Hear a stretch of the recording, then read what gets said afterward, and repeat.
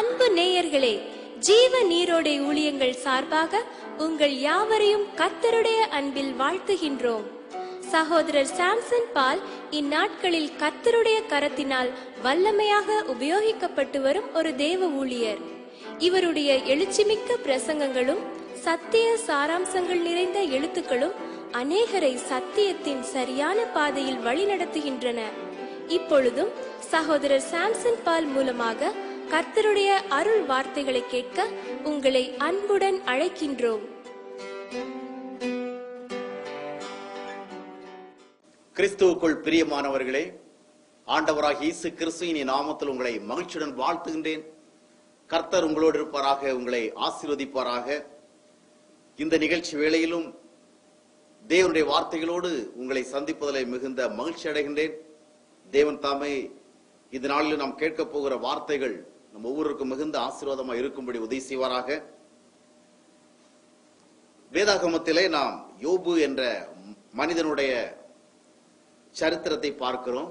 யோபு ஒரு தேவனுக்கு பயப்படுகிற மனிதன், உத்தமமாக வாழ்ந்தவன். யோபுடைய சரித்திரத்தினுடைய முதல் வசனத்தை நாம் வாசிக்கும் பொழுது, அந்த மனுஷன் உத்தமனும் சன்மார்க்கனும் தேவனுக்கு பயந்து பொல்லாப்புக்கு விலகிறவனுமாய் இருந்தான். நல்ல ஒரு மனிதன், பக்தி மிகுந்தவன், உண்மையானவன், தீமை செய்வதற்கு அஞ்சுகின்றவன். வழக்கமாக செல்வம் அதிகமாகின்ற சூழ்நிலைகளிலே நல்ல குணங்கள் எல்லாம் இருப்பது மிகவும் அரிதான காரியங்கள். அதிக வசதி நிலை அடைகின்ற பொழுது மனிதனுக்கு இயற்கையாகவே பெருமையும் அகம்பாவமும் வந்துவிடுவது ஒரு பொதுவான உண்மையாக இருக்கின்றது. ஆனால் இந்த யோபு மிகப்பெரிய செல்வந்தனாக இருந்தான். அவனுக்கு 7000 ஆடுகள், 3000 ஒட்டகங்கள், 500 ஏர்மாடுகள், 500 கழுதைகள், இவ்விதமாக மிகுதியான ஆடு மாடுகள். அந்த காலத்தில் இவைகள் தானே செல்வங்கள் ஏராளமாக இருந்தன. ஏராள வேலைக்காரர்கள், சீரும் சிறப்போடும் பேர்ப்புகளோடு வாழ்ந்து கொண்டிருந்தான். ஆக அவ்வளவு வசதி மிக்க சூழ்நிலையிலும் ஐஸ்வர்யம் நிறைந்த சூழ்நிலையிலும் தேவனுக்கு பயப்படுகிற ஒரு மனிதனாக, தேவனுக்கு பிரியமானதை செய்ய வேண்டும், தேவனுக்கு பிரியமானதை செய்து வாழ வேண்டும் என்கிற உள்ளுணர்வை உடைய ஒரு மனிதனாக விளங்கினான். அந்த மனிதனுடைய வாழ்க்கையிலே பெரிய துன்பம் ஒன்று வந்தது. உபத்திரவத்தின் காலம் அவனை பற்றி கொண்டது. மிகுதியாக துன்பமடைந்தான். ஒரே தினத்தில் பலவிதமான ஆபத்துகளை அவனுடைய குடும்பம் சந்திக்க நேர்ந்து உபத்திரவத்தினுடைய உச்சகட்டத்திற்கு அவனுடைய வாழ்க்கை சென்றது. அவனுடைய பிள்ளைகள் எல்லாம் மரித்து போனார்கள். அவருடைய செல்வங்கள் எல்லாம் இழக்கப்பட்டன. அனைத்தையும் இழந்து இறுதியிலே சரீரத்திலும் நோயுற்றவனாக மிகுந்த வேதனைகளோடு வாடுகிற ஒரு மனிதனாக அவன் மாறிப்போனான். எல்லாவற்றையும் இழந்துவிட்ட ஒரு சூழ்நிலையிலே அவன் அந்த வேளையிலும் கூட தேவனை குறை கூறாதவனாக, இப்படியெல்லாம் நடப்பதற்கு தேவன் அனுமதித்து விட்டார் என்று அதிருப்தியோடு பேசாதவனாக, கர்த்தர் கொடுத்தார், கர்த்தர் எடுத்தார், கர்த்தருடைய நாமத்திற்கு ஸ்தோத்திரம் என்று சொல்லுகின்ற ஒரு மனிதனாக இருந்தார். இந்த உலகம் நிலையற்ற ஒரு உலகம். இந்த உலகத்தில் நாம் வாழுகின்ற சூழ்நிலைகளும் நிலையற்றவைகள், நாம் காணுகின்ற காட்சிகளும் நிலையற்றவைகள், செல்வங்கள் நிலையற்றவைகள், நல்ல சௌகரியங்கள் நிலையற்றவைகள், உறவுகள் நிலையற்றவைகள். இந்த நிலையற்ற உலகத்தில் எல்லாமே நிலையற்றவைகளாகவே உள்ளன. நிரந்தரமானவைகள் இங்கே ஒன்றுமே இல்லை. எல்லாம் கொஞ்ச காலம்தான். எதுவுமே பல நூற்றாண்டுகளுக்கு நிலைத்திருக்கும் என்று சொல்லும்படியாக ஒன்றுமில்லை. மனிதனுடைய ஆயுள் நிலையற்றது. மனிதன் காணுகின்ற சந்தோஷங்களும் நல்ல சூழ்நிலைகளும் சௌகரியங்களும் எல்லாமே நிலையற்றவைகள். ஆக இந்த நிலையற்ற உலகத்திலே எவைகள் நம்மை விட்டு எந்த நேரத்தில் நீங்கி போகும், விலகி போகும் என்று நாம் உறுதியாக அறிந்து கொள்ள முடியாது. ஆக இந்த உலகத்திலே வாழுகின்ற பொழுது இவைகளை நாம் எதிர்கொள்வதற்கு மனதற்றிருந்தாலும் கூட இந்த உண்மைகளை நாம் அறிந்து கொண்டுதான் இருக்க வேண்டும். நிலையற்ற உலகத்தில் வாழுகிறோம்.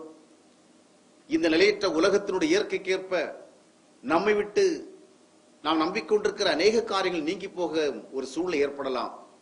அவைகளை நாம் சந்திப்பதற்கு ஒரு ஆயத்தமான ஒரு மனநிலையோடு இருக்க வேண்டியது அவசியமாயிருக்கிறது. இந்த யோபு என்ற மனிதனை விட்டு எல்லா செல்வங்களும் சொத்துக்களும் சுகங்களும் ஆஸ்திகளும் அந்தஸ்துகளும் அகன்று போய்விட்டது. அவன் கடந்து போன காலங்களினுடைய சீர் சிறப்புகள் எல்லாம் எண்ணி பார்த்து புலம்ப ஆரம்பித்தான், வேதனைப்பட ஆரம்பித்தான். அவனுக்கு ஆறுதல் கூற வந்த நண்பர்கள் கூட சற்று நேரம் ஆறுதல் கூறினார்கள். அதற்கு பிறகு இந்த அளவிற்கு துன்பங்கள் வருவதற்கு காரணம் இவனுடைய வாழ்க்கையிலே இவன் செய்த பாவங்களாக, குற்றங்களாகத்தான் இருக்கக்கூடும் என்ற ஒரு எண்ணத்திற்குள்ளாக வந்து அந்த யோபுவை குறை கூற ஆரம்பித்து விட்டார்கள். எனவே அவனுடைய நண்பர்களாலும் அவனுக்கு நல்ல ஒரு ஆறுதல் கிடைக்காமல் போய்விட்டது. ஆக வேதனையினால் சூழப்பட்டிருக்கிற ஒரு சூழ்நிலை இந்த மனிதன் பல்வேறு விதங்களை புலம்ப ஆரம்பித்தான். கர்த்தர் கொடுத்தார், கர்த்தர் எடுத்தார் என்று அந்த வார்த்தைகளை யோபு சொல்லுகின்ற பொழுது நல்ல ஒரு புரிந்து கொள்ளுதலை இந்த மனிதன் தன்னுடைய வாழ்க்கையிலே கொண்டிருந்தான் என்பதை நாம் அறிந்து கொள்ள முடிகிறது. இந்த உலகத்திலே நாம் அனுபவிப்பதற்கு பல நன்மைகளை கொண்டிருந்தாலும் கூட இவைகள் ஒன்றும் நம்முடையவைகள் அல்ல. நாம் வருகின்ற பொழுது நிர்வாணியாகவே இந்த உலகத்திலே வந்தோம் என்று நாம் வேதத்திலே பார்க்கிறோம். யோபும் அந்த உண்மை அறிந்து கொண்டவனாக, நிர்வாணியாய் என் தாயின் கர்ப்பத்திலிருந்து வந்தேன், நிர்வாணியாய் அவ்விடத்துக்கு திரும்புவேன் என்று சொல்லுகிறான். ஒன்றையும் இந்த உலகத்திற்கு நாம் கொண்டு வந்ததில்லை. அப்போஸ்தலனாகிய பவுல் கூட 1 தீமோத்தேயு 6ஆம் அத்தியாயத்தினுடைய 7-8 வசனங்களை நான் வாசித்து பார்க்கும் பொழுது அங்கே சொல்லுகிறார், இந்த உலகத்திலே நாம் ஒன்றும் கொண்டு வந்ததில்லை, ஒன்றையும் கொண்டு போக போவதும் இல்லை. ஆக இந்த உலகத்திலேயே நாம் அனுபவிக்கின்ற நல்ல சௌகரியங்களும் சூழ்நிலைகளும் உறவுகளும் எந்த ஒரு சந்தோஷங்களாக இருந்தாலும் சரி, அவைகள் எதுவுமே நமக்கு சொந்தமானவைகள் அல்ல. இவைகளெல்லாம் தேவனால் படைக்கப்பட்ட இந்த பூமியிலே நாம் பெற்றுக் கொண்டவைகள் தான். இவைகளெல்லாம் நமக்கு நிரந்தரமாக சொந்தமாக இருக்கும் என்று நாம் உறுதியாக கூற முடியாது. எந்த நேரமும் இவைகள் நம்மை விட்டு எடுபட்டு போகின்ற ஒரு சூழ்நிலை வரலாம். இவைகள் எதுவும் எடுபட்டு போகாத ஒரு சந்தோஷமான வாழ்க்கையை தான் நாம் விரும்புவோம். ஆனாலும் இந்த உலகத்தினுடைய இயற்கையை நாம் அறிந்து கொண்டு வாழ வேண்டியது அவசியமாக இருக்கிறது. யோபுவிற்கு ஒரு உணர்வு இருந்தது, கர்த்தர் தான் இவைகள் எல்லாவற்றையும் கொடுத்தார், இவைகள் ஒன்றும் எனக்கு சொந்தமானவைகள் அல்ல, இந்த பூமியில் இருக்கின்ற பொழுது இவைகள் எனக்கு கொடுக்கப்பட்டது, அவைகள் இப்பொழுது எடுக்கப்பட்டு விட்டது. நம்ம அநேகருக்கு இந்த எண்ணங்கள் குறைவிடுகிற காரணத்தினால்தான் நாம் ஒன்றை வைத்து அனுபவித்துக் கொண்டிருக்கும் பொழுது, நாம் ஒரு நல்ல சூழலில் வாழ்ந்து கொண்டிருக்கும் பொழுது இவைகளெல்லாம் நமக்கு சொந்தம் என்று எண்ணுகிறோம். அவை இழக்கப்படுகின்ற பொழுது இப்படி ஆகிவிட்டதே என்று நாம் வேதனைப்படுகிறோம். ஒரு குழந்தையினுடைய கையிலே, குழந்தை அழுகின்ற சூழ்நிலையிலே ஒரு பொம்மையை யாரோ ஒருவர் கொடுக்கிறார்கள். அந்த பொம்மையை அந்த குழந்தை கையில் வைத்து அழகா விளையாடி கொண்டிருக்கிறது. சற்று நேரத்திற்கு பிறகு அந்த பொம்மையை கொடுத்தவர்கள் அதை திரும்ப பெற்றுக்கொள்ள விரும்பி அந்த பொம்மையை குழந்தையிடத்தில் பெற்றுக் கொள்கிறார்கள். குழந்தை அழ ஆரம்பிக்கிறது. தன்னிடத்திலிருந்து பறிக்கப்பட்டு விட்ட அந்த பொம்மைக்காக அது வேதனையுற்று அது அழ ஆரம்பித்து விடுகிறது. காரணம் என்னவென்றால் அதற்கு விளங்கவில்லை, இது நமக்கு இரவலாக கொடுக்கப்பட்டது, இது இரவலாக கொடுக்கப்பட்ட காரணத்தினால் திரும்ப எடுக்கப்பட்டு விடும் என்று. அது தனக்கு சொந்தமான ஒன்று பறிக்கப்பட்டு விட்டது போல் உணர்ந்து அவ்விதமாக வேதனை அடைகிறது. அநேகருடைய வாழ்க்கையிலும் கூட அதுதான் உண்மையாக இருக்கின்றது. ஒன்றை இழக்க நேரிடுகின்ற பொழுது தங்களுக்கு சொந்தமானவர்கள் விதமா போய்விட்டது என்று அதிக வேதனை நேரிடுகிறது. இவைகளெல்லாம் கர்த்தர் தான் கொடுத்தார், கர்த்தர் தான் எடுத்தார் என்கிற ஒரு உணர்வு நமக்கு இருக்கும் என்றால் நமக்கு இருக்கின்ற வேதனைகளில் பெரும்பகுதியான வேதனையை நாம் தடித்துக் கொள்வதற்கு நல்ல ஒரு வாய்ப்பு கிட்டும். யோபு தன்னுடைய மிகுந்த துன்பமான வேளையிலும் கூட கர்த்தர் கொடுத்தார். இவைகள் ஒன்றும் எனக்கு சொந்தமானதல்ல. ஆடுகள் ஏராளம் இருந்தது, மாடுகள் ஏராளம் இருந்தது, உறவுகள் இருந்தது, பிள்ளைகள் இருந்தார்கள், எல்லாம் தேவனால் கொடுக்கப்பட்டது, இவைகளெல்லாம் எனக்கு சொந்தமானவைகள் அல்ல என்ற உணர்வுடன் புலம்பினான். இந்த யோபு என்ற மனிதனுடைய வாழ்க்கையிலே இத்தனை காரில் நடந்த பிறகும் கூட தொடர்ந்து அந்த மனிதன் வாழ்ந்தான். அவனுடைய மனைவி அவனை பார்த்து ஒரு காலகட்டத்திலே சொன்னாள், இதற்கு மேல் நீ வாழ்வதிலே அர்த்தமில்லை, நீ வாழ்ந்து ஒன்றையும் சாதிக்க போவதில்லை, எனவே நீ மரித்து விடுவதுதான் நல்லது என்ற அர்த்தத்திலே அவனுடைய மனைவியே அவனுக்கு ஆலோசனை கூறுகிறாள். நீர் இன்னும் உம்முடைய உத்தமத்தில் உறுதியாக நிற்கிறீரோ தேவனை தூஷித்து ஜீவனை விடும் என்றாள். பெரிய கடவுள் பக்தியோடு நீர் வாழ்ந்தீர் அல்லவா, எவ்வளவு உண்மை உத்தமாய் வாழ்ந்தீர் அல்லவா, உமக்கு இப்படிப்பட்ட காரியம் நேரிட்டு இருக்கிறது அல்லவா, உம்முடைய பக்திக்கு ஒரு பயனும் கிடைக்காமல் போய்விட்டதல்லவா, தேவ பக்தியா வாழ்ந்தே என்ன பயன், எனவே நீர் வழிபடுகிற அந்த கடவுளை வாய்க்கு வந்தபடி திட்டிவிட்டு தூஷித்து விட்டு ஜீவனை விடும், இனி நீர் வாழ்ந்து எண்ணத்தை சாதிக்க போகிறீர். ஏனென்றால் அந்த யோபுனுடைய நிலைமை அந்த அளவிற்கு, எந்த ஒரு மனைவியின் தன் கணவன் எவ்வளவு வியாதியுற்றாலும் மரித்து போய்விடும் என்று எதற்கு பார்க்க வாய்ப்பில்லை.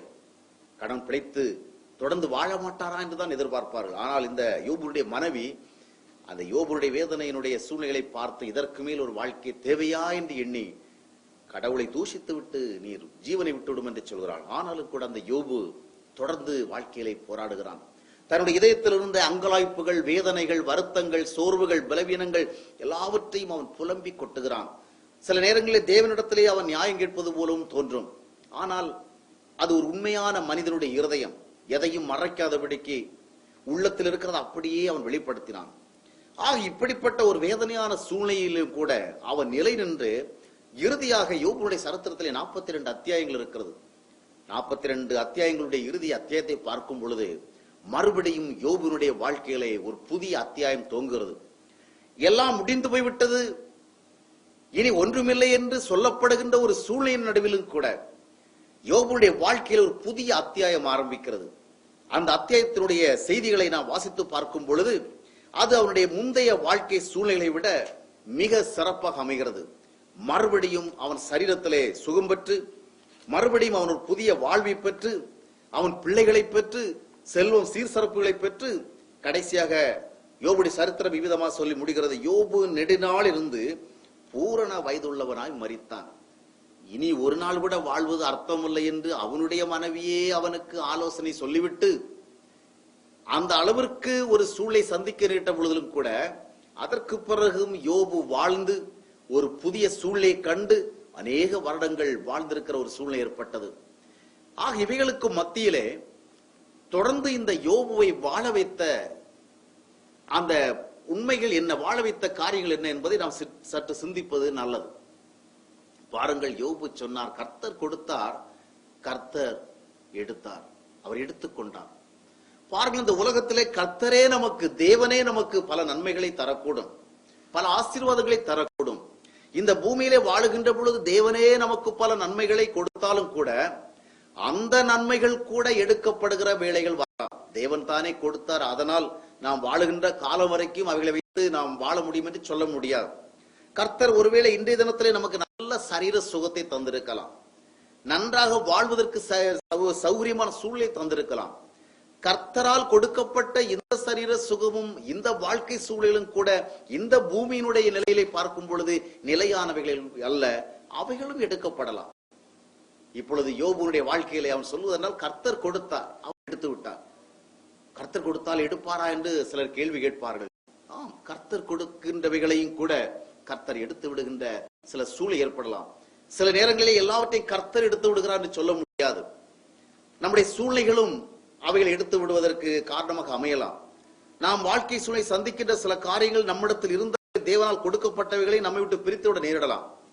தேவன் நினைத்திருந்தால் அவைகளை தடுத்திருக்க முடியும், ஆனால் தேவன் தடுக்காமல் விடக்கூடும்.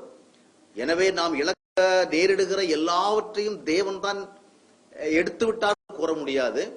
சில காரியங்களை தேவனும் எடுத்து விடலாம், சில காரியங்களை நம்முடைய வாழ்க்கை சூழ்நிலைகளும் எடுத்து விடலாம். அப்படி எடுத்தாலும் தேவன் அதை அனுமதிக்கலாம், தேவன் நினைத்தால் அதை தடுக்கலாம். ஆகிய அறிந்து கொள்ளுகிற உண்மை என்னவென்று சொன்னால், தேவன் தந்த நன்மைகளை கூட நாம் இழக்கின்ற காலகட்டங்கள் வரலாம். ஆனாலும் கூட அந்த யோபுனுடைய சரித்திரத்தை நாம் படித்து பார்க்கும் பொழுது தேவனிடத்திலிருந்து பெற்ற செல்வங்கள், ஆசீர்வாதங்கள், நன்மைகள், அநேக சௌரிய சூழ்நிலை எல்லாவற்றையும் இந்த யோபு இழந்த பொழுதிலும் கூட யோபுடைய வாழ்க்கையிலே இழக்கப்படாத 2 ஆசீர்வாதங்கள் இருந்தது. எல்லாவற்றையும் இழந்த பிறகு கூட அந்த 2 ஆசீர்வாதங்கள் அவனுடைய வாழ்க்கையிலே தொடர்ந்தது. அந்த 2 ஆசீர்வாதங்களும் தான் மறுபடியும் யோபுனுடைய வாழ்க்கையிலே ஒரு புதிய அத்தியாயத்தை உருவாக்கி அவனை உயர்ந்த நிலைமைக்கு கொண்டு வந்தது. அவைகள் என்னவென்று பார்க்கும் பொழுது, 1, யோபு தேவன் மேல் வைத்த நம்பிக்கை. 2, தேவன் அவன் மேல் வைத்திருந்த கிருபை. யோபுடைய பக்கத்திலிருந்து அவன் தேவன் மேல் வைத்த நம்பிக்கை, தேவனுடைய பக்கத்திலிருந்து தேவன் அவன் மேல் வைத்திருந்த கிருபை. இந்த உலக வாழ்க்கையிலே தேவனால் கொடுக்கப்பட்ட அநேக நன்மைகள் கூட நம்மை விட்டு விலகி போகின்ற சூழ்நிலைகள் வரலாம். ஆனால் அதன் மத்தியிலும் ஒரு உண்மை என்னவென்று சொன்னால், தேவன் நம்மை விட்டு எடுத்து விடாத ஒரு ஆசீர்வாதம் உண்டு. அது என்னவென்றால், அதுதான் தேவனுடைய கிருபை. தேவன் அந்த கிருபையை நம்மை விட்டு எடுத்து விட மாட்டார். செல்வங்கள் போகலாம், சரீர சுகங்கள் போகலாம், வாழ்க்கை சூழ்நிலைகள் போகலாம், உறவுகள் பிரிய நேரிடலாம், நண்பர்கள் அகர்ந்து போக நேரிடலாம். அநேக காலம் அகன்று போனாலும் தேவன் நம்மை விட்டு ஒருபோதும் எடுத்து போடாத ஒன்று என்னவென்று சொன்னால், அதுதான் தேவனுடைய கிருபை. ஏசாயா தீர்க்கதரிசியுடைய புஸ்தகம் 54ஆம் அத்தியாயத்தினுடைய 10வது வசனத்தை நாம் வாசிக்கும் பொழுது அங்கே நாம் பார்க்கிறோம், மலைகள் விலகினாலும் பர்வதங்கள் நிலை பெயர்ந்தாலும் என் கிருபை உன்னை விட்டு விலகாமலும் என் சமாதானத்தின் உடன்படிக்கை நிலை பெறாமலும் இருக்கும் என்று உண்மையில் மனதுருகுகிற கர்த்தர் சொல்கிறார். மலைகள் விலகலாம், பர்வதங்கள் பெயர்ந்து போலாம். பொதுவாக நாம் எத்தனையோ மலைகளை எல்லாம் பார்த்திருக்கிறோம். நாம் செல்லுகின்ற பாதைகளை பெரிய பர்வதங்களை எல்லாம் பார்த்திருக்கிறோம். எங்களுடைய ஊருக்கு நாங்கள் செல்லுகின்ற பொழுது அந்த பயண பாதையிலே பெரிய பெரிய மலைகள் இருக்கிறதை சிறு வயதிலிருந்து நான் பார்த்திருக்கிறேன். இன்றைக்கு அந்த மலைகள் எல்லாம் அங்கே தான் இருக்கிறது. ஒரு மலையும் காணாமல் போய்விடவில்லை. ஆனால் ஆண்டவர் சொல்லுகிறார், ஒருவேளை மலைகள் கூட விலகி போகலாம், பர்வதங்கள் எல்லாம் கூட நிலைபெயர்ந்து போகலாம், ஆனாலும் என் கிருபை உன்னை விட்டு விலகுவதில்லை. தேவன் தம்மை சார்ந்திருக்கிறவர்கள் மேல் வைத்திருக்கிற கிருபை, தேவன் தம்மை நம்பி இருக்கிறவர்கள் மேல் வைத்திருக்கிற கிருபை, தேவன் தம்முடைய வழியில் நடக்கின்றவர்கள் மேல் வைத்திருக்கிற கிருபை ஒருபோதும் அது மாறி போவதில்லை. அந்த கிருபை தேவன் எடுத்து விடவில்லை. ஆக இரண்டு காரியங்கள் எல்லாவற்றையும் இழந்து இந்த யோபுனுடைய வாழ்க்கையிலே மறுபடியும் ஒரு புதிய அத்தியாயத்தை உருவாக்குவதற்கு காரணமாக அமைந்தன. ஒன்று, யோபு தேவன் மேல் வைத்த நம்பிக்கை. யோபு எல்லாவற்றையும் இழந்து விட்டான். செல்வங்கள் எல்லாம் போய்விட்டது, சௌகரியங்கள் எல்லாம் போய்விட்டது, சந்தோஷங்கள் எல்லாம் போய்விட்டது, சீர்சிறப்புகள் எல்லாம் போய்விட்டது, நண்பர்களும் போய்விட்டார்கள், மனைவி சொல்லுகிறாள் நீயும் போய்விடு என்று. ஆனால் அப்படிப்பட்ட சூழ்நிலையிலும் யோபு விட்டு விலகாமல் ஒன்று அவனோடே ஒட்டி கொண்டிருந்தது. அது என்னவென்று சொன்னால், அதான் தேவன் மேல் அவன் வைத்திருந்த நம்பிக்கை. அந்த நம்பிக்கையுடைய விளைவாக அவன் சொல்லுகிறான் பாருங்க, யோபு 13ஆம் அத்தியாயத்தினுடைய 15ஆம் வசனத்துல, அவர் என்னை கொன்று போட்டாலும் அவர் மேல் நான் நம்பிக்கையாக இருப்பேன். அவர் என்னை கொன்று போட்டால், அதாவது என்னுடைய ஜீவனை என்னை விட்டு பிரித்து விட்டாலும் கூட, யோபுக்குள் ஒட்டி கொண்டிருப்பது அவருடைய ஜீவன் மட்டும்தான். ஒரு அந்த ஜீவனை எடுத்து விட்டாலும் கூட யோபு என்ன சொல்கிறான், இன்னும் நான் அவரைத்தான் நம்பிக்கொண்டிருப்பேன். என்ன ஆழமான வலிமையான ஒரு நம்பிக்கை பாருங்கள். யோபு சுகமாக வாழ்ந்து கொண்ட காலங்களிலே தேவன் மேல் அவ்வளவு பெரிய ஒரு நம்பிக்கையை வைத்திருந்தான். எனவே தேவனால் கொடுக்கப்பட்ட எல்லாம் அவனை விட்டு விலகி போவதிலும் கூட அந்த நம்பிக்கை மட்டும் அவனை விட்டு விலகி போகவே இல்லை. அந்த நம்பிக்கை அவன் உறுதியாக பிடித்துக் கொண்டுதான் தொடர்ந்து போராடி அவன் மறுபடியும் ஒரு புதிய வாழ்க்கையை கண்டான். சென்று கொண்டிருக்கின்ற கப்பலில் கப்பல் உடைந்து ஒரு பயணி கடலுக்குள் சிக்கிக்கொண்டு கடைசியில ஏதோ ஒரு மரக்கட்டை பிடித்துக் கொண்டு கரை வந்து சேர்கிறான். அதுபோன்று இந்த யோபுவும் கடவுள் மேல் வைத்த நம்பிக்கையை பற்றிக் கொண்டு மறுபடியும் ஒரு புதிய வாழ்வை காண்கிறான். அன்பானவர்களை, உங்களுடைய வாழ்க்கையிலும் கூட நீங்கள் அநேக நன்மைகளை ஒரு கடந்து போன காலங்களில் இழந்து போக நேரிட்டிருக்கலாம். சில காரியங்கள் உங்களுக்கு மிகவும் நெருக்கமானதாக மிக வேண்டியதாக இருந்திருக்கலாம், அவைகளை இழந்து போக நேரிட்டிருக்கலாம். இந்த இழப்பு உங்களை அதிகமாக வேதனைப்படுத்தி இருக்கலாம். இவைகளை இழக்க நேரிட்டு விட்டதே என்று நீங்கள் அதிகமாக நீங்கள் சோர்ந்து போயிருக்கலாம். ஒருவேளை அது செல்வமாக இருக்கலாம், ஒருவேளை சில சௌகரியங்களாக இருக்கலாம், இல்லை என்றால் நீங்கள் ஆசைப்பட்ட சில காரியங்களாக இருக்கலாம், உறவுகளாக இருக்கலாம், நட்புகளாக இருக்கலாம். இவையெல்லாம் இழந்து போற பிறகு வாழ்க்கையில் என்ன இருக்கிறது, இனி வாழ்வதனாலே என்ன லாபம் என்று நீங்கள் எண்ணக்கூடும். சிலருடைய வாழ்க்கையை பார்க்கும் பொழுது தங்களுடைய வாழ்க்கையை ஏதாவது ஒன்று நிகழ்ந்து விட்ட பிறகு இனி வாழ்வது அர்த்தமில்லை என்று முடிவு செய்து விடுகிறார்கள். தங்களுக்கு உயிருக்கு உயிரான மரித்து விடுகிற ஒரு சூழ்நிலை ஏற்படுகின்ற பொழுது, தாங்கள் வாழ்ந்து கொண்டிருந்த நல்ல ஒரு வாழ்க்கை சூழலை தங்களை விட்டு விலகி போகும் பொழுது, இனி உலகத்திலே வாழ்வதில் அர்த்தம் இல்லை, இந்த வாழ்க்கையினால எந்த பயனும் இல்லை என்று முடிவு செய்து விடுகிறார்கள். இல்லை, தேவன் நம்முடைய உடலில் உயிரை வைத்திருக்கிற காலம் வரைக்கும் நாம் வாழ்வதிலே ஒரு அர்த்தத்தை நாம் உருவாக்க முடியும். நாம் வாழ்ந்திருக்கிற காலம், உயிர் இருக்கும் காலம் வரைக்கும் தேவன் நமக்கு கொடுத்திருக்கிற ஒரு வாழ்க்கைக்கு ஒரு அர்த்தமும் இருக்கும். நம்முடைய வாழ்க்கை பகுதியிலே சில நிகழ்வுகள் நிகழ்கிறது, அது நமக்கு மிகுந்த வேதனை தான். அதை சகித்துக் கொள்ள முடியாமல் நாம் சங்கடப்படலாம். அது கடந்து செல்வது நமக்கு மிகவும் கடினமாக இருக்கலாம். ஆயினும் நம்முடைய வாழ்க்கை அத்துடன் முடிந்து போவதில்லை. ஒரு முறை நான் ஒரு குறிப்பிட்ட குடும்பத்திற்கு சென்று ஒரு சகோதரியோடு பேசிக் கொண்டிருக்கும் பொழுது, அவர் ஏற்கனவே தன்னுடைய கணவரை இழந்து விட்டிருந்த ஒரு சூழ்நிலையிலே மிக வேதனையோடு சொன்னார்கள், என்னுடைய மகனுக்கு மட்டும் ஒரு பெண்ணை பார்த்து அவனுக்கு திருமணத்தை நான் முடித்து வைத்து விட்டேன் என்றால் நிம்மதியாக நான் கண்களை மூடிவிடுவேன். என் மகனுக்கு மட்டும் ஒரு திருமணம் நடந்து விட வேண்டும் என்று.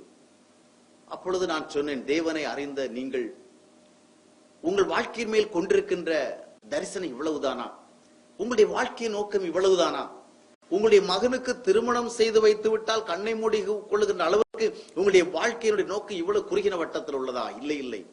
தேவன் உங்களுக்கு ஒரு உயிரை கொடுத்திருக்கிறார், ஒரு வாழ்வை கொடுத்திருக்கிறார். அவர் படைத்த உலகத்தில் உங்களை வாழ அனுமதித்திருக்கிறார். எனவே நீங்கள் உங்களுடைய மகனுடைய ஒரு திருமணத்திற்காக மட்டுமே வாழ்வதல்ல, உங்களை படைத்த தேவனுக்காக நீங்கள் வாழ வேண்டும். உங்களுடைய மகனுக்கு திருமணத்தை முடித்து விட்டதோடு நீங்கள் உங்கள் வாழ்க்கையின் மேல் வைத்திருக்கிற நோக்கங்கள் எல்லாம் முடிவடைந்து விடுவதில்லை. எனவே விரிவான தரிசனத்தோடு இருக்க வேண்டும் என்று நான் அவர்களுக்கு கூறினேன். சில நேரங்களிலே வாழ்க்கையிலே நாம் சந்திக்க நேடுகிற துன்பங்கள், துயரங்கள், வேதனைகள், கசப்புகள், வாழ்ந்தது போதும், இனி வாழ்வதிலே அர்த்தமில்லை, இனி வாழ்ந்து எண்ணத்தை சாதிக்க போகிறேன் என்று எண்ண நம்மை தூண்டிவிடுகிறது. ஆனால் அருமையானவர்களே, தேவன் நம்மை உலகத்திலே வாழ வைத்திருக்கிற நாள் வரைக்கும் நாம் வாழ்வதிலே ஒரு அர்த்தத்தை உருவாக்க முடியும். மனைவி பிரிந்து விட்டிருக்கலாம், கணவன் பிரிந்திருக்கலாம், பிள்ளைகள் பிரிந்திருக்கலாம், உறவுகள் பிரிந்திருக்கலாம். இத்தோடு வாழ்க்கை முடிந்து விடுவதில்லை. ஏனென்றால் நம்மை படைத்தவர் தேவன். அவர் நமக்கு ஒரு உயிரை, ஆத்மாவை கொடுத்திருக்கிறார். எனவே அவருக்காக நாம் வாழ வேண்டும், அவருக்காக நாம் வாழ வேண்டும். ஒரு ஆப்பிள் பழம் இருக்கிறது, அதனுடைய ஒரு பக்கம் கொஞ்சம் அழுகி இருக்கிறது. நாம் நினைக்கிறோம் இந்த ஆப்பிள் வீணாகி விட்டது, தூக்கி வீசி விடுவோம் என்று. ஆனா சில நேரங்களிலே பாருங்கள், அந்த ஆப்பிள் பழம் ஒரு பக்கம் அழுகி இருப்பது போல் தோன்றும். அந்த அழுகி இருக்கிற பக்கத்தை மட்டும் நீங்கள் கொஞ்சம் வெட்டி விட்டீர்கள் என்று சொன்னால் அந்த பகுதி மட்டும்தான் கெட்டிருக்கும், மீத பகுதிகள் எல்லாம் நன்றாக இருக்கும்.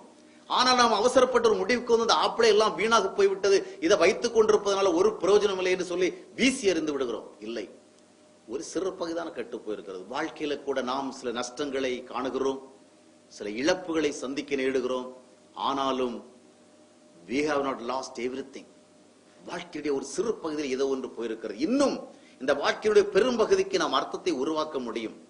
இந்த வாழ்க்கையுடைய பெரும்பகுதி இன்னும் ஒரு அர்த்தத்தை உருவாக்குகின்ற அளவிற்கு, ஒரு நல்ல நோக்கத்தை நிறைவேற்றுகின்ற அளவிற்கு அது வலிமையாக இருக்கிறது. எனவே அதை நாம் உபயோகப்படுத்திக் கொள்ள வேண்டும். தேவன் எந்த நேரத்திலும் நம்முடைய வாழ்க்கையை ஒரு உயர்ந்த நோக்கத்தின் பாதையில் நடத்தி ஒரு நல்ல அர்த்தத்தை உருவாக்க வல்லவராக இருக்கிறார். பாருங்கள், தேங்காயை உடைத்து அதற்குள் இருக்கிற பருப்பை எடுத்து உபயோகித்த பிறகு அதனுடைய மூடியை நாம் ஒன்றுக்கு உதவாது என்று தூக்கி வீசுகிறோம். ஒன்றுக்கு உதவாது என்று தூக்கி வீசப்படுகிற அந்த தேங்காய் மூடியை கூட ஒரு கலைஞன் தன்னுடைய கலை திறமையின் மூலமாக ஒரு சிறந்த ஒரு கலைப்பொருளாக மாற்ற முடிகிறது. அந்த தேங்காயினுடைய விலை 5-6 ரூபாய் தான். அதனுடைய பருப்பு இழந்த பிறகு ஒன்றுமே இல்லை. ஆனால் ஒரு கலைஞன் தன்னுடைய கலைத்திறமையின் மூலமாக அதற்கு ஒரு நல்ல தோற்றத்தை கொடுக்கிறான். அதை அநேகர் விரும்புகின்றார்கள். அது விலை உயர்ந்ததாக மாறுகிறது. ஒரு சாதாரண கலைஞனால் இந்த காரியத்தை செய்ய முடியும் என்றால், அகில உலகத்தையும் படைத்த தேவன், மனிதர்களை எல்லாம் படைத்த தேவன், சர்வலோகத்தை உருவாக்கின தேவன் நம்முடைய வாழ்க்கையை மிக சிறப்பாக வணைவதற்கு வல்லமை உள்ளவராக இருக்கிறார். இன்னும் நாம் வாழ்வதிலே ஒரு அர்த்தம் இருக்கிறது. இன்னும் இந்த வாழ்க்கையில் ஒரு உபயோகத்தை ஏற்படுத்த முடியும். எனவே நம்முடைய சோர்வுகள், வேதனைகள், சஞ்சலங்கள் எல்லாவற்றையும் யோபுவை போல தேவனுடைய சமூகத்தில் என ஊற்றிவிட்டு, இன்னும் தேவன் அந்த வாழ்க்கையை ஆசீர்வதித்து இந்த வாழ்க்கை ஒரு அர்த்தத்தை உருவாக்கும் நம்பிக்கையிலே ஆண்டவரை சார்ந்து கொண்டிருக்க வேண்டும். அதற்கு துணை புரிகின்றவர்கள் தான் தேவன் மேல் நாம் வைக்கிற நம்பிக்கை. தேவன் மேல் அவன் வைத்திருந்த நம்பிக்கையுடைய விளைவாக தொடர்ந்து போராடினான். எனவேதான் ஒரு நாள் சொன்னான், நான் அவரை காண்பேன், என் மீட்பர் இன்னும் உயிரோடு இருக்கிறார். யோபு 19ஆம் அதிகாரத்தினுடைய 25ஆம் வசனத்திலே நாம் அந்த செய்தியை பார்க்கிறோம். அந்த நம்பிக்கை அழியாமல் இருந்தது. எல்லாம் அழிந்தது, அந்த நம்பிக்கை இருந்தது. அதுபோல இந்த சூழ்நிலைகள் எல்லாவற்றையும் யோபு பார்த்து வேதனைப்பட்டு கலங்கின பொழுதிலும் கூட he was able to meet all these things. இந்த வேதனைகள் எல்லாம் அவனால் சந்திக்க முடிந்திருக்கிறது. பாருங்கள், இத்தனை இழப்புகள், இத்தனை வேதனைகள், இனி சில நாட்கள் கூட வாழ்வது கடினம் என்று ஒரு சூழ்நிலை விளங்கின பொழுதிலும் கூட அவன் சில வருடங்கள் வாழ்ந்து அந்த வியாதி, துன்பங்கள், வேதனைகள், வருத்தங்கள், சோர்வுகள் எல்லாவற்றையும் சந்தித்து மறுபடி ஒரு புது வாழ்வை காணுகின்ற அளவிற்கு அவனால் கடந்து செல்ல முடிந்தது. அதற்கு காரணம் அதுதான் தேவ கிருபை. That's the grace of our God. கடவுளுடைய கிருபை அவனை தாங்கினது. தேவ கிருபை என்றால் என்ன? எந்த நேரத்தில் தேவன் எதை கொண்டு நம்மை தாங்க வேண்டுமோ அதை கொண்டு நம்மை தாங்குகிறார் பாருங்கள், அதுதான் தேவ கிருபை. எந்த சூழ்நிலையிலும் தேவனுடைய கிருபை நம்மை தாங்கி நடத்த முடியும். ஒருவேளை நமக்கு அவைகள் கற்பனை கெட்டாதவைகளாக இருக்கலாம். ஆனால் தேவன் நிச்சயமாக நமக்கு துணை நின்று அந்த சூழ்நிலையை கடந்து செல்ல நமக்கு உதவி புரிவார். எத்தனையோ பேருடைய வாழ்க்கையில எவ்வளவு வருத்தமான காரியங்கள் நடந்திருக்கிறது. அதை பார்க்க நேர்ந்தவர்கள் கூட இதற்கு மேல் இவர்கள் எப்படி இதை கடந்து போக போகிறார்கள், இனி இதை அவர்கள் தாங்கிக் கொள்ள மாட்டார்கள் என்று எண்ணியிருக்கிறார்கள். ஆனால் அந்த சூழ்நிலைகளையும் அவர்கள் கடந்து செல்லுகிறார்கள். ஆம், தேவனுடைய கிருபையும் தேவன் மேல் நாம் வைக்கிற நம்பிக்கையும் இணைந்து நிற்கும் பொழுது இன்னும் ஒரு புதிய வாழ்வை காண முடியும். எனவே உங்களுடைய வாழ்க்கையிலும் கூட சோர்வுகளினாலே, துன்பங்களினாலே, நஷ்டங்களினாலே, இழப்புகளினாலே நீங்கள் ஒரு பாதிக்கப்பட்ட ஒரு மனநிலையோடு இருந்தால் இன்னும் ஆண்டவர் மேல் உறுதியாக இருங்கள். தேவன் மேல் வைத்திருக்கிற நம்பிக்கையை நிலைகுலைந்து போகாதபடிக்கு அந்த நம்பிக்கை பற்றி கொண்டிருங்கள். தேவ கிருபை உங்களை தாங்கும். தேவ கிருபை இந்த சூழ்நிலையெல்லாம் கடந்து செல்வதற்கு உங்களுக்கு உதவி செய்யும். யோபுடைய வாழ்க்கையிலே அற்புதத்தை செய்து தேவன் உங்கள் வாழ்க்கையில் ஒரு அற்புதத்தை செய்து இன்னும் ஒரு புதிய வாழ்க்கையை தர முடியும். அவர் அவிதமாக உதவி செய்வார். நம்பிக்கையோடு அவரை சார்ந்து கொள்ளுங்கள். உங்களுடைய வாழ்க்கையில கர்த்தர் பெரிய காரியங்களை செய்வாராக. நாம் ஜெபிக்கலாம். எங்களை நேசிக்கிற அன்பின் ஆண்டவரை நன்றியோடு துதிக்கிறோம், ஸ்தோத்திரிக்கிறோம். நிலையற்ற அந்த உலகத்திலே நாங்கள் வாழுகின்ற பொழுது எங்களோடு இருக்கிற எவைகளும் நிலையற்றவைகளே என்ற ஒரு உண்மை எங்களுக்கு சொன்னீர். இவ்விதமான ஒரு இயற்கையை நாங்கள் உணர்ந்தவர்களாக, உண்மை உறுதியாக பற்றி கொண்டு வாழ வேண்டிய தேவை அறிந்தவர்களாக வாழ எங்களுக்கு நீர் தருகிற உணர்வுகளுக்காக சோத்திரிக்கிறோம். இந்த வார்த்தைகளை கேட்ட ஒவ்வொருவருக்காகவும் செபிக்கிறோம். சில இழப்புகள், சில நஷ்டங்கள், சில பாதிப்புகள் அநேகருடைய வாழ்க்கையை வருத்தி கொண்டிருக்க நீர் காண்கிறீர்.